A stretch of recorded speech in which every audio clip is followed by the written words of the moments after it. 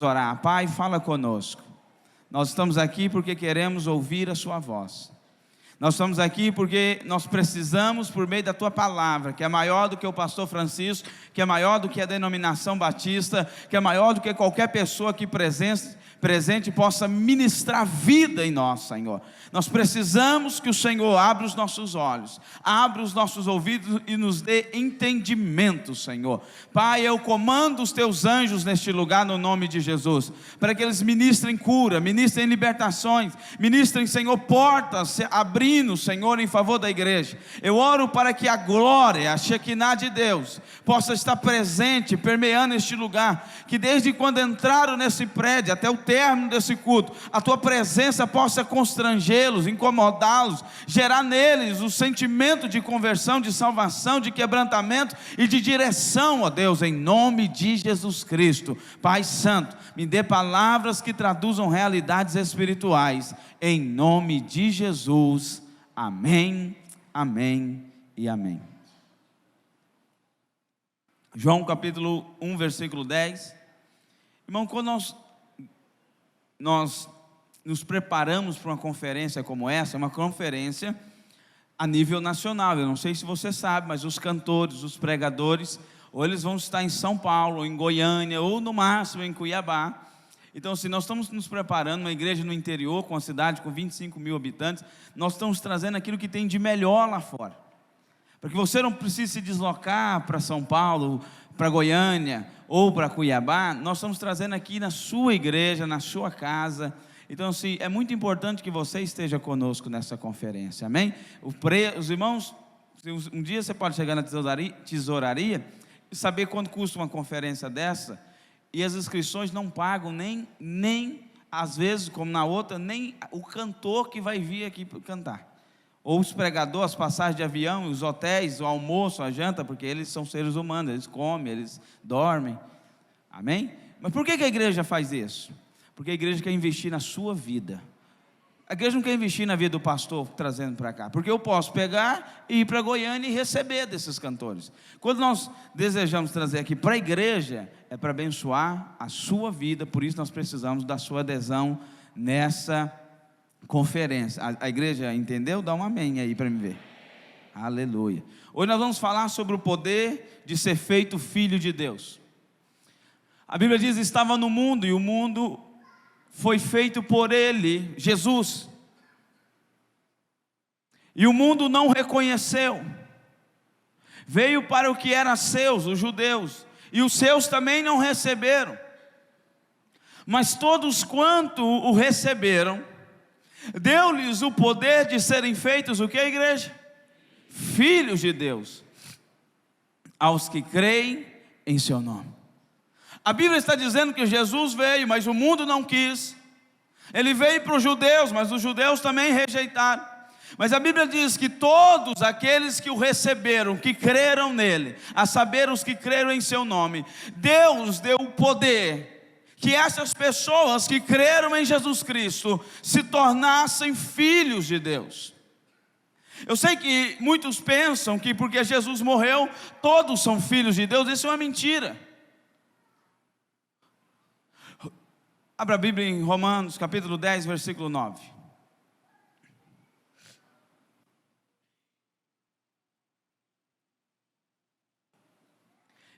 Eu preciso esclarecer essa mentira, porque quem sabe você que está aqui hoje pensa dessa forma.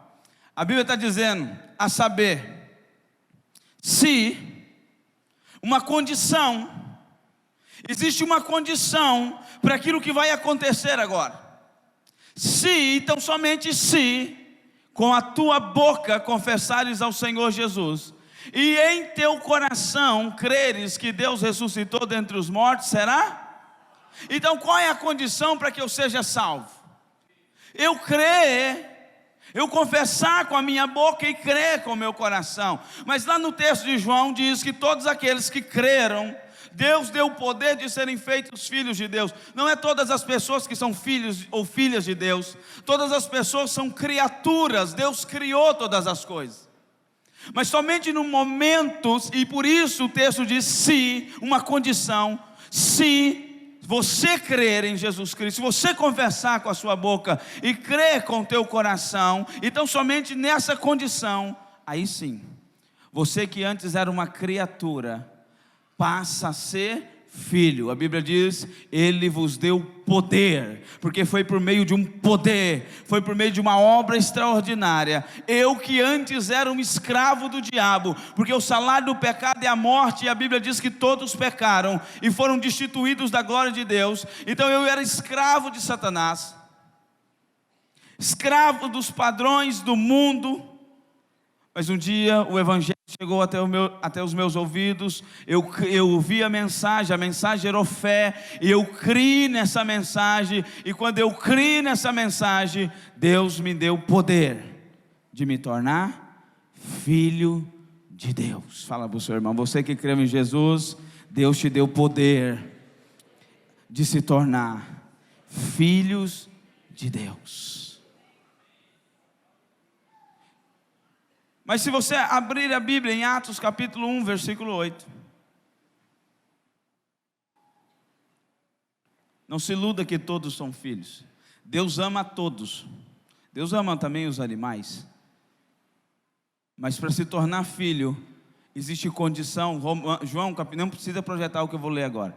João capítulo 3, versículo 16 diz que Deus amou o mundo de tal maneira que deu seu Filho unigênito, para quê? Seja e não pereça, mas tenha, porque aqueles que creem estão salvos, mas quem não crê já está o quê? Condenado. Então essa conversa que todo mundo vai ser salvo é conversa fiada. E eu preciso te falar isso porque isso define o seu destino, porque se você chegar enganado, não tem mais volta.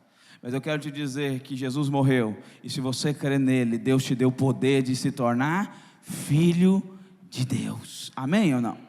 Atos diz: mas recebereis a virtude. Essa palavra virtude é poder do Espírito Santo, que há de vir sobre vós. Existe o poder de nos tornarmos filhos, existe o poder de recebermos o Espírito Santo, para que nós possamos ser testemunhas do Senhor Jesus. O primeiro poder, o poder que nos torna filho, é o poder que nos dá o DNA divino.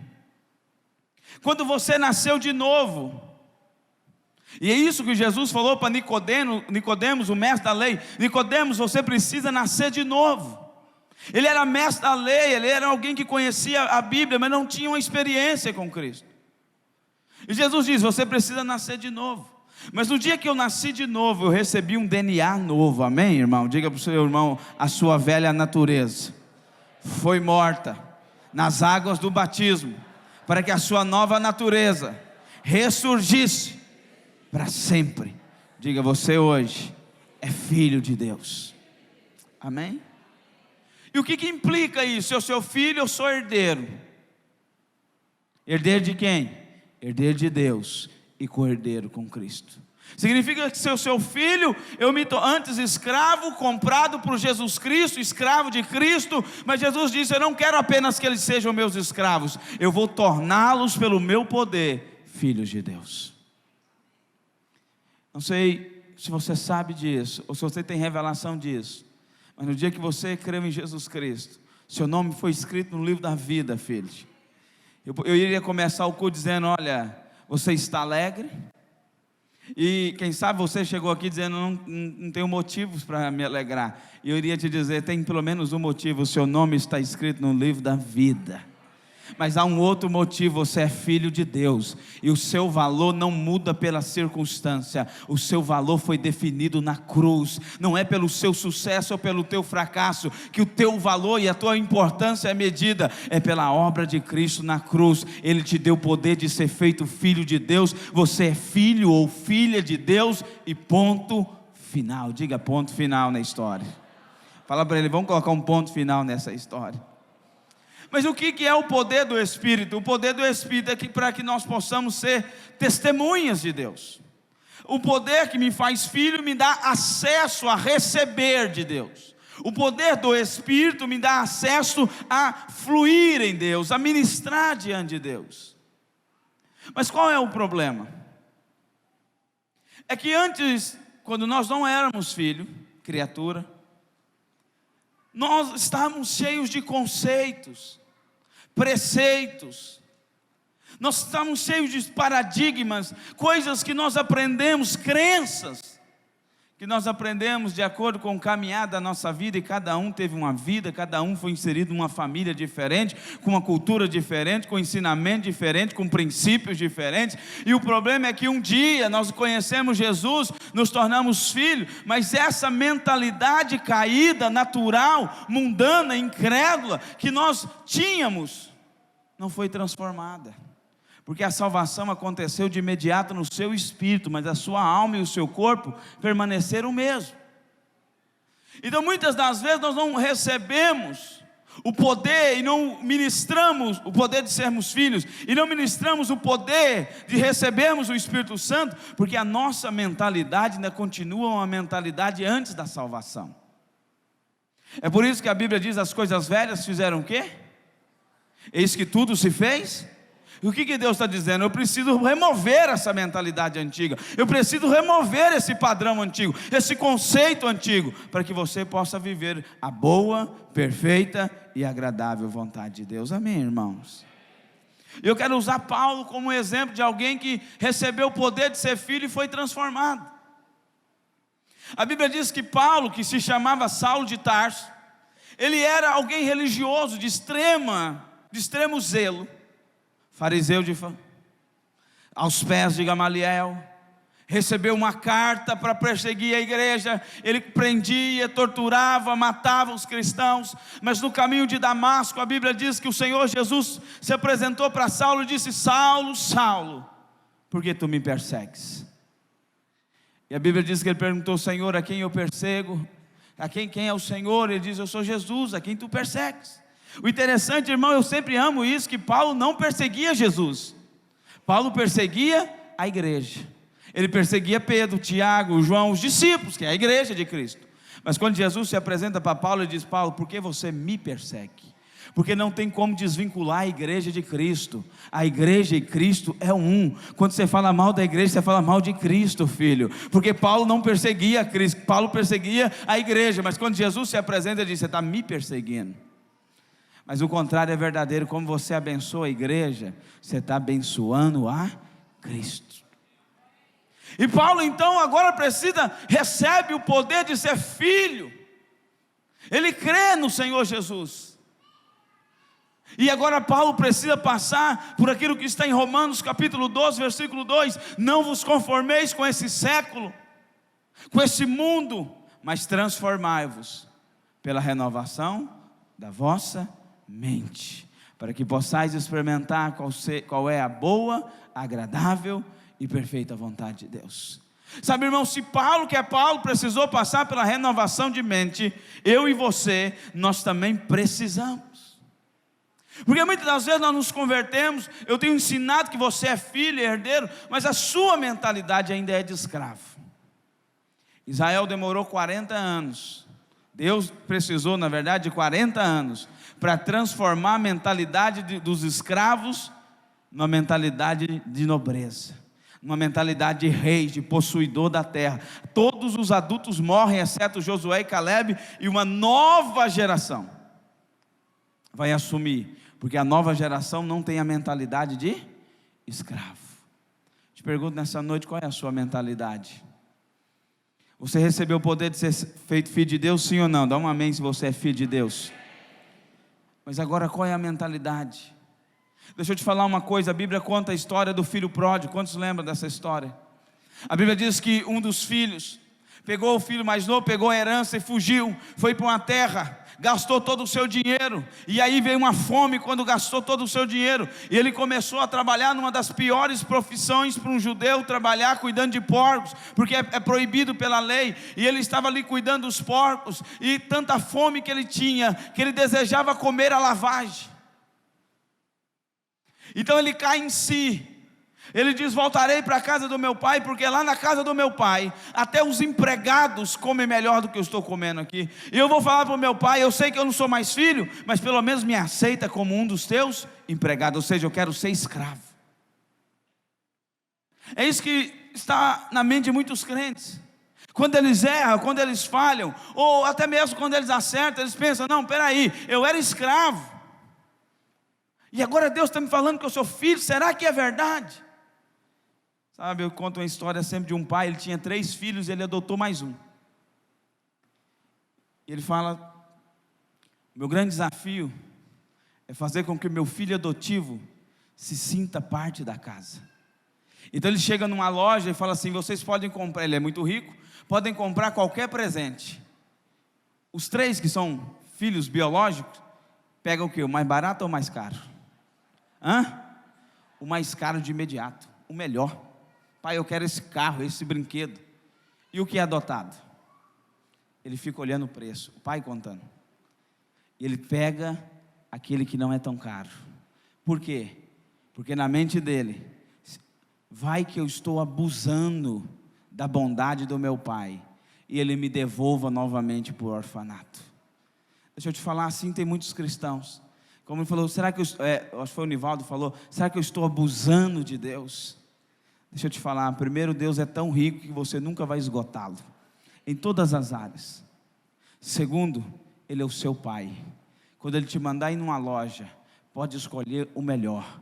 Quando Ele te mandar numa direção, pode fechar os olhos e ir sem medo, porque Ele sempre vai ter o melhor para você. Você nunca vai abusar da bondade de Deus. E eu quero te dizer uma coisa: quando você errar, quando você falhar e quando você pensar, pode voltar para casa que o Pai vai estar te esperando. O filho pródigo voltou para casa dizendo: eu quero ser um escravo, eu quero ser um servo. Mas quando o pai viu o filho pródigo, diz: para de conversa besta, troca as roupas dele, as roupas que estavam cheirando porco, cheirando lavagem, cheirando chiqueiro. A Bíblia diz que o pai, que é Deus, essa parábola, o pai é Deus, deu uma veste nova, dizendo: filho, os teus erros não limitam quem eu sou. Eu sou teu pai no sucesso e eu sou teu pai no fracasso. Fala para o seu irmão aí, fala aí, acorda, irmão. Diga: Deus é o teu pai no sucesso, Deus é o teu pai no fracasso. Diga para ele: Deus é o teu pai quando você está curado. Mas diga para ele: Deus é o teu pai quando você está enfermo.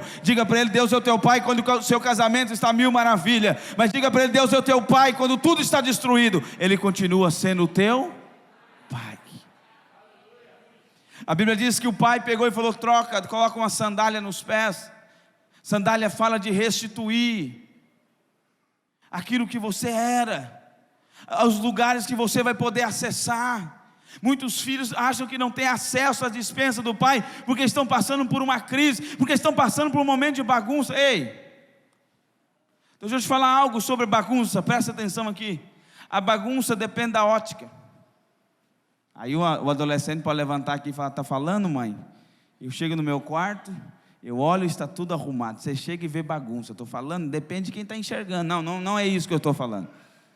Fique tranquilo, pai. Mas imagine que você está fazendo uma reforma na sua casa.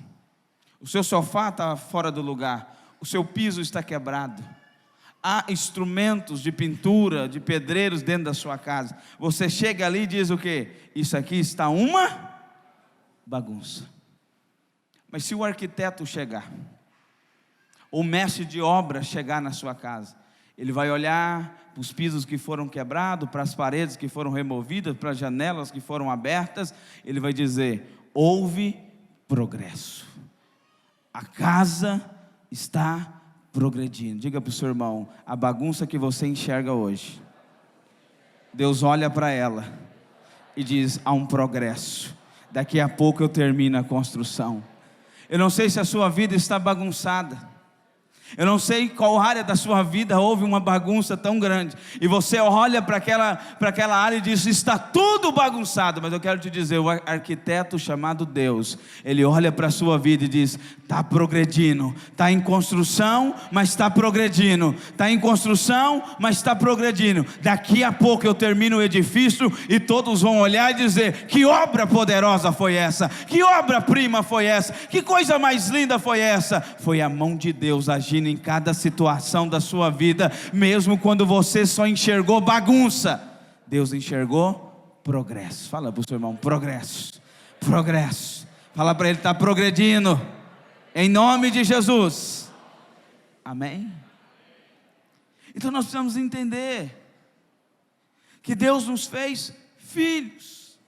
Você tem acesso a Deus. Pastor, qual é o entendimento de ter acesso? É que você pode acessar tudo que é de Deus. E, irmãos, eu sempre digo, o filho chega na casa. Eu estava numa célula de jovem, tinha uma adolescente. Eu falei, para você ir no banheiro, você pede para os seus pais? Ela disse, não. Eu falei, se você quiser pegar água, você pede para os seus pais? Ela disse, também não. Ela falou, e se você quiser abrir a geladeira para ver se tem alguma coisa para comer, você vai pedir para os seus pais? Ele falou, não, pastor, eu moro aqui, eu sou filha, eu posso entrar e sair qualquer hora. Eu falei, exatamente. É assim que a igreja precisa enxergar Deus, filhos de Deus. Eu posso acessar o céu, eu posso acessar as dispensas celestiais de provisão, de cura, de transformação, de milagre, a qualquer momento da minha vida. Eu posso estar com fome, carecendo de um milagre numa determinada área da minha vida, mas eu tenho convicção que na casa do Pai, a provisão para a minha vida. O pai falou para aquele filho, filho, troca as vestes, coloca as sandálias, coloca o anel no dedo, o símbolo da autoridade restaurada, e pode preparar, porque na casa do teu pai tem um boi gordo. Boi gordo na Bíblia é chamado boi cevado. O que significa? Um boi preparado, um boi bonito. Para que é esse boi? Para fazer churrasco. Fala para o seu irmão, Deus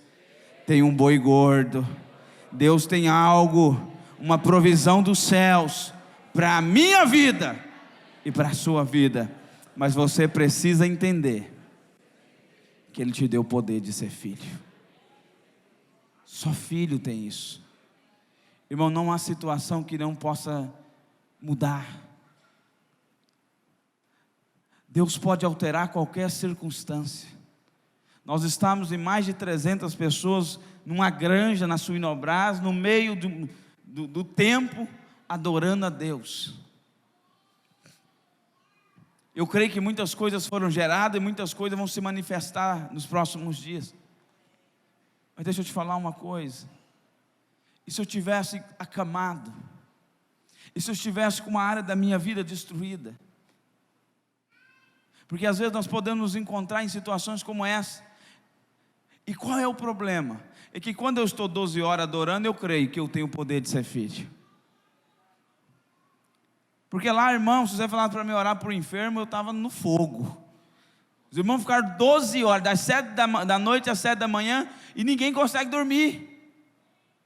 Tomamos um café espiritual lá, que o negócio está difícil. O corpo está cansado, está igual um zumbi, mas não dorme. Então lá eu consigo. Mas e quando a situação der errado? Quando a doença, quando a crise nos acometer, nós não podemos esquecer que somos filhos. Eu vi irmãos levar criança lá, eu falei, meu, esses irmãos da igreja é demais. Criança ali, irmão, não é um local para criança, mas a sede daquele irmão era tão grande pela presença de Deus. Quem sabe você chegou aqui doente, enfermo, ou quem sabe você chegou aqui arrastando porque você não quer, você está passando por um processo que você não quer ver pessoas e não quer estar nesse lugar. Mas você veio. E veio por quê? Porque você é filho.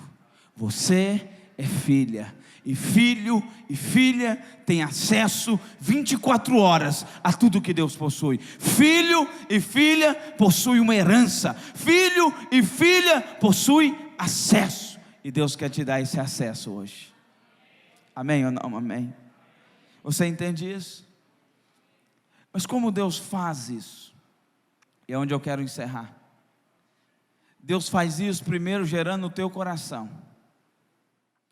Se eu ler o texto de Romanos capítulo 9, eu li Romanos capítulo 10 versículo 9, mas se eu ler o 10 versículo 10, sobre a salvação, Romanos capítulo 10 versículo 10, volta para o 9. O 9 estava falando, se com a tua boca confessares, em teu coração crer, que Deus ressuscitou Jesus dentre os mortos, será salvo. 10. Visto que com que igreja? Com crer, igreja. se crê para a justiça, e com a boca faz a confissão para a salvação. Presta atenção. Eu entendo que eu sou filho. Como que eu acesso isso? Como que eu gero esses milagres? Como que eu inverto situações que aparentemente, olhando, é impossível? Primeiro, Deus gera no seu coração. Lembra que Paulo falou que haveria uma transformação de mente? Romanos capítulo 12. Lembra que coração na Bíblia não está falando do seu coração que bate aqui no seu peito. Coração na Bíblia fala da alma. Seu pensamento, da sua mente, das suas vontades, das suas emoções. Então quando a Bíblia diz crer com o coração, é crer com a minha alma. E aonde Deus gera algo na minha vida, na sua vida, é através dessa transformação na minha mente, na minha alma. E é aqui que Deus começa a me alimentar. Irmão, você não tem controle do pensamento que chega até você. Feche os olhos. Não pense no elefante cor-de-rosa. Cor-de-rosa, por favor, não pense nesse elefante. Abre os olhos. Quem pensou? Quase todos. Porque você não tem controle do que chega, mas você tem controle do que vai permanecer na sua mente. Amém, irmãos? Fala para o seu irmão: minha cabeça não é ninho para qualquer coisa pousar e permanecer. Eu determino o que vai ficar no meu coração. Por que eu estou dizendo? Porque as crises, o medo, a incerteza da vida, as lutas, os conflitos, as falências, as quebras, as doenças, os problemas de relacionamento, eles são setas que entram no nosso coração. Você não pediu para isso, mas entrou. É ou não é? Agora, se vai permanecer aí para te derrotar, é uma opção sua. Se você vai permitir que essa mentira se transforme numa verdade na sua vida, isso é uma opção sua. Se você vai permitir que esse pensamento de derrota, de fracasso, de acusação, porque a Bíblia diz: nenhuma condenação há para aqueles que estão em Cristo Jesus, permaneçam em você, isso é uma opção sua. Por isso que antes de Deus te dar acesso a tudo, Ele começa a encher o teu coração de uma imagem, de um sonho, de um projeto. Ele começa a gerar fé no seu coração. Enquanto eu estou pregando, a palavra de Deus está entrando nos seus ouvidos, está gerando dentro de você o quê? Fé. E está criando uma imagem na sua alma, uma imagem de fé, fé no milagre que você precisa, fé no seu ministério, fé em algo que vai acontecer na sua vida. Então quando eu encho o meu coração disso, eu começo a manifestar e acessar as coisas que estão nos céus. Amém, irmãos? Então a Bíblia diz: de tudo que deve guardar, de tudo, guarda o quê? O teu coração. Não é o coração físico, guarda a tua alma, guarda a tua mente, guarda aquilo que vai acessar e permanecer na tua mente. Há muitas mentiras do diabo dizendo que não vai ter como mais, há muitas mentiras do diabo dizendo que você é um fracasso, há muitas mentiras do diabo dizendo que você está com a vida totalmente bagunçada, mas há uma verdade de Deus: você está em construção, aleluia, você já é mais do que vencedor, filho. Há uma verdade de Deus: todo quanto receberam, deu-lhes o poder de serem feitos quem? Filhos de Deus. Fala para o seu irmão: o escravo pode ou não ser aceito e receber provisão do seu Senhor, mas o filho sempre será aceito e sempre terá acesso a provisão de milagres. Bate no peito e diz: eu sou filho, eu sou filho. E como o Espírito Santo fez para que você conseguisse isso? Lembra que primeiro Ele gerou. Como que Deus fez? Primeiro Ele gera no seu coração. Segundo, Ele te dá a segunda certeza. Ele te dá poder para ser filho, e agora te dá poder para receber o quê? O Espírito Santo. Ele diz: filho, você precisa gerar no teu coração um milagre. Você precisa gerar na tua mente o sentimento, a imagem certa. Lembra que eu já preguei sobre isso? A imagem vai determinar qual é a imagem da sua casa, qual é a imagem das tuas finanças, qual é a imagem que você tem do teu ministério, qual é a imagem da sua vida profissional, qual é a imagem que você tem do empreendimento que está fazendo, qual é a imagem que você tem da pessoa que está perto de você. Então primeiro Ele enche o teu coração de fé. Mas não basta só encher o teu coração de fé. Depois Ele te dá o poder de ter o Espírito Santo habitando dentro de você. E esse poder é para comandar o mundo espiritual. É para trazer à existência aquilo que não existe como se já existisse. É para poder expulsar demônios. É para poder multiplicar ou transformar água em vinho, multiplicar os peixes. É poder para ressuscitar os mortos e curar enfermos. É poder de Deus. E o poder de Deus chama-se Espírito Santo. O dínamos. O que significa dínamos? Poder. Dinamite. Vem de dinamite. Vem de poder. Fica de pé onde você está.